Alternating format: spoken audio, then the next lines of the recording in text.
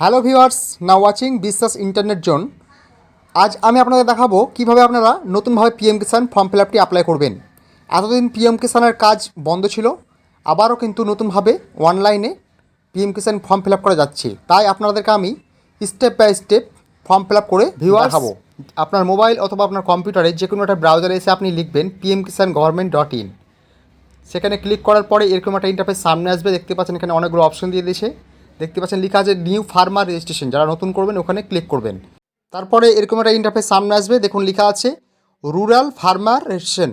হ্যাঁ, আর তার পাশে লেখা আছে আরবান ফার্মার রেজিস্ট্রেশন। যদি আপনার গ্রামও হয় তা আপনি রুরালের অপশানে ক্লিক করে নিচে আপনার ইন্টার আধার নম্বর অপশানে আপনি আপনার আধার নম্বরটি ওখানে দিয়ে দেবেন।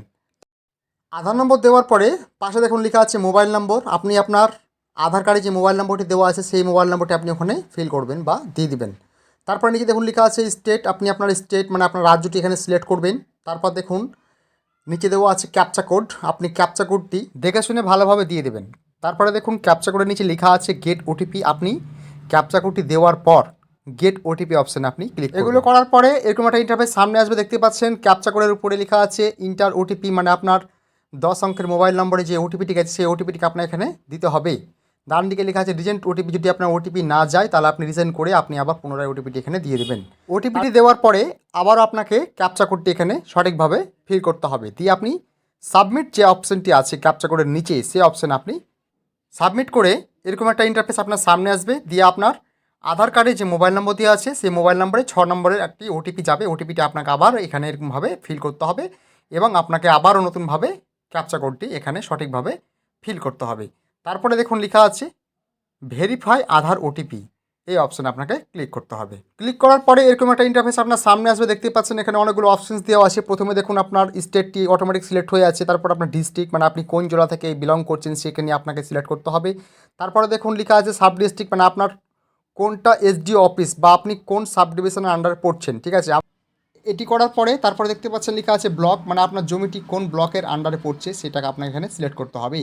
তারপরে আপনার ভিলেজ, মানে আপনার জমিটি কোন গ্রামের আন্ডারে পড়ছে বা আপনার কোন মৌজার আন্ডারে পড়ছে। ঠিক আছে, সেটি আপনি এখানে সঠিকভাবে ফিল করবেন। তারপরে আপনার নামটি এখানে অটোমেটিক শো হয়ে আছে দেখতে পাচ্ছেন। তারপর আপনার জেন্ডার মেল না ফিমেল এটা অটোমেটিক শো হয়ে আছে, এটা আধার কার্ড অনুযায়ী।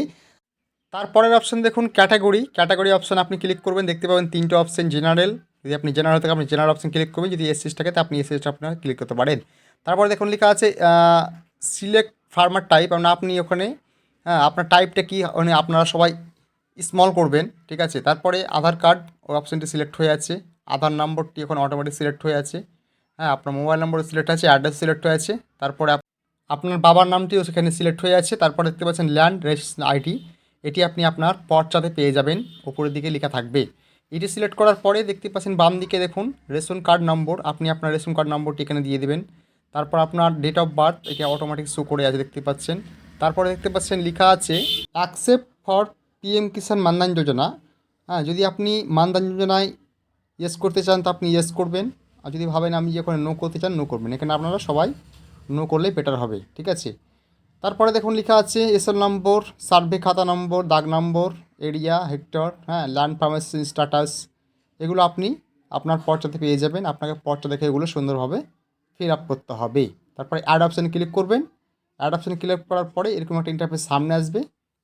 তারপরে আপনার পর্চা দেখে আপনি সঠিকভাবে আপনার খতিয়ান নম্বরটি এখানে দিয়ে দেবেন। তারপরে আপনি দাগ নম্বর দিয়ে দেবেন। তারপর এরিয়া ইন হেক্টর, আপনার যেটা জমির পরিমাণ সেটি আপনি গুগলে যাবেন। গুগলে গিয়ে আপনি লিখবেন একর টু হেক্টর এবং এরকম একটা ইন্টারফেস সামনে আসবে। দিয়ে দেখুন লেখা আছে একরের অপশানে আপনার জমির পরিমাণটি আপনি এখানে বসাবেন। তারপরে হেক্টরে কিন্তু এখানে অটোমেটিক কনভার্ট হয়ে যাবে। দিয়ে আপনি এখান থেকে কপি করে আপনি ওই এরিয়া অপশানে এগুলো করার পরে এরকম একটা ইন্টারফেস আপনার সামনে আসবে। তারপরের অপশান দেখুন লেখা আছে ল্যান্ড ট্রান্সফার স্ট্যাটাস। যদি আপনার জমিটি 2019-এর আগে রেকর্ড করা থাকে তাহলে আপনি ওখানে ক্লিক করবেন। আর যদি এটা করার পরে দেখতে পাচ্ছেন তারপরের অপশান ল্যান্ড ট্রান্সফার ডিটেলস, মানে আপনি জমিটি কোথা থেকে কিনেছেন, কেউ আপনাকে মরে যাওয়ার আগে দিয়ে গেছে কিংবা আপনি কারোর কাছ থেকে গিফট পেয়েছেন কি না, যেটা হবে আপনি সেটি এখানে সিলেক্ট করে দেবেন। তারপরের অপশান দেখুন লেখা আছে ল্যান্ড ডেট, মানে আপনার জমিটি কত তারিখে রেকর্ড হয়েছিল সেই তারিখটি এখানে আপনি সঠিকভাবে বসিয়ে দেবেন। তারপরে আপনি অ্যাড অপশানে আপনি ক্লিক করবেন। ক্লিক করার পরে এরকম একটা ইন্টারফেস সামনে আসবে। তারপর দেখতে পাচ্ছেন আপলোড সাপোর্টিং ডকুমেন্টস, ওখানে অপশানে ক্লিক করে আপনি দেখতে পাচ্ছেন চুজ ফাইলে ক্লিক করবেন এবং আপনি আপনার পর্চাটি এখানে পিডিএফ আকারে আপলোড করে দেবেন এবং সেভ করার পরে আপনার আইডি সাকসেসফুল হয়ে যাবে। হ্যাঁ, এবং আপনি দেখতেও পাবেন। তারপরে আপনি আবার হোম পেজে আসবেন। হোম পেজে আসার পরে আপনাকে নিচের দিকে স্ক্রল করে আসতে হবে এবং আপনি দেখতে পাচ্ছেন লেখা আছে status of self registration farmer CSC farmers, ওখানে আপনাকে ক্লিক করতে হবে। ওইখানে ক্লিক করে আপনি আপনার আধার কার্ডের নম্বরটি এবার এখানে দেবেন। তারপরে আপনার পাশে দেখুন লেখা আছে ক্যাপচা কোড, ওখানে ক্যাপচা কোডটি ফিল করে সার্চ বাটনে আপনি ক্লিক করবেন। সার্চ করার পরে এরকম একটা ইন্টারফেস আপনার সামনে আসবে। আপনি যেগুলো ফিল করেছেন এখানে সমস্ত কিছু আপনি দেখতে পাবেন। যেগুলো আমি ফিল করেছি এগুলো আপনার সব দেখাচ্ছে। ভিউয়ার্স, ভিডিওটি আজকের মতো এ পর্যন্তই। যদি ভালো লাগে আপনাদের তাহলে আপনারা অবশ্যই লাইক, কমেন্ট অ্যান্ড চ্যানেলে যদি আপনারা নতুন হয়ে থাকেন চ্যানেলটিকে অবশ্যই আপনারা সাবস্ক্রাইব করতে ভুলবেন না এবং ভিডিওটিকে বেশি বেশি করে আপনারা শেয়ার করে আমাকে সাপোর্ট করবেন। আমি আবারও আপনাদের সামনে নতুন একটা ভিডিও নিয়ে উপস্থিত হব। সবাই খুব ভালো থাকবেন। ধন্যবাদ।